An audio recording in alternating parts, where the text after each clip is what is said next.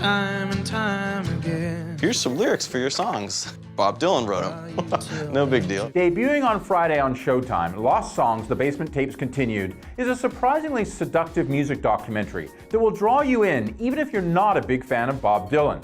Directed by Sam Jones, who helmed the Wilco doc, I'm Trying to Break Your Heart, Lost Songs is a bit of a rambling love letter to the process of creation and the living legacy of Dylan. An acquired taste, I grant you, but one well worth spending some of your Friday night with.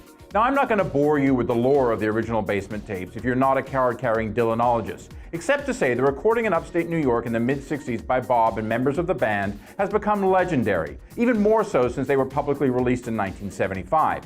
This doc seen some of the brightest lights in the folk rock world from bands like Mumford & Sons and My Morning Jacket, among others, teaming up with Elvis Costello and producer T-Bone Burnett to create new music and record an album of recently unearthed Dylan lyrics. How could we possibly not be a band and then all of a sudden be a band, and not only that, but make a record in 2 weeks? Yeah, I know. Insta supergroup, voice of a generation, cameras rolling, kind of reeks of being very precious and a potential nightmare in motion. But here's the thing, Lost Songs is the opposite of that. Even with a cameo by a guitar-playing Johnny Depp and everyone being a little too cool for school by wearing their shades indoors a lot, there's no overt drama or egos. No one's a jerk, and everyone shows up at the Capitol Records studio to work hard.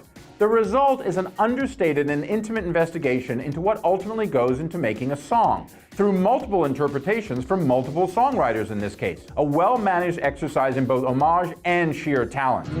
And I love you to years, but just how long can I keep singing the same old song? As much a portrait of the music industry then and now, and Los Angeles, I might add, in the process, Lost Songs won't set the world on fire like when Dylan went electric. But what is most surprising is how each musician makes the lyrics their own. Especially, in my opinion, My Morning Jacket's Jim James, and the Carolina Chocolate Drops' Rhiannon Giddens. And in a doc looking at the legacy of Bob Dylan, that's a thing to see and hear indeed.